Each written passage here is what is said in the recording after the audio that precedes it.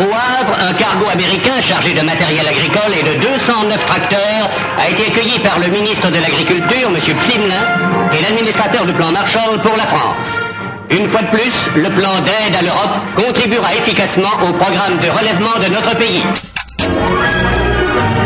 Que le meilleur gagne est un slogan exactement entendu dans cette compétition où certaines qualités peuvent être jugées au poids.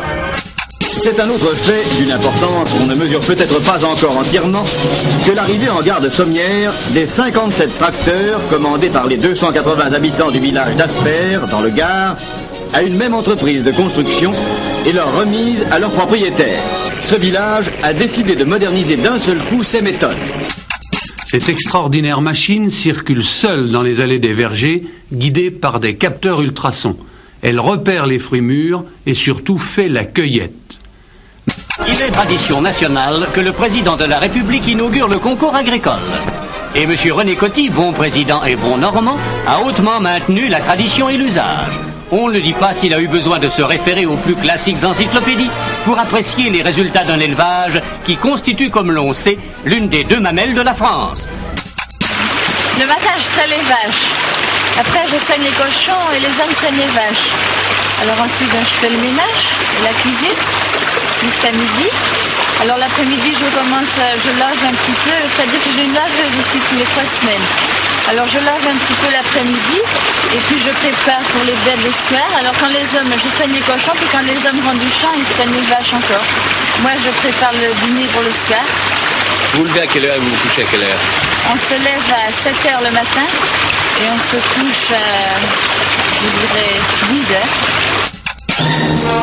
Sur toutes les grandes routes de France, les manifestations paysannes ont fait leur possible pour bloquer la circulation sous prétexte d'attirer l'attention des services publics sur la situation de l'agriculture. Les paysans sont mécontents, mais les voyageurs aussi.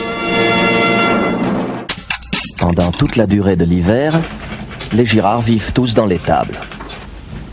Ah, faut faire des croix. Ce que le Pépé appelle les croix, ce sont les sabots. Les Girards ont 8 vaches et 5 veaux. Ils habitent auprès de leurs bêtes parce qu'il y fait plus chaud, mais ils ne sont pas pauvres pour autant.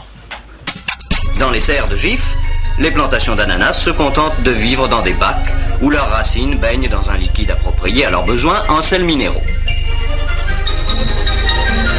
Pour les fèves, cultivées à Versailles à l'Institut national de recherche agronomique, le jardinier a été remplacé par des tuyauteries et un système d'horlogerie qui assure, aux heures voulues, la distribution du repas désiré.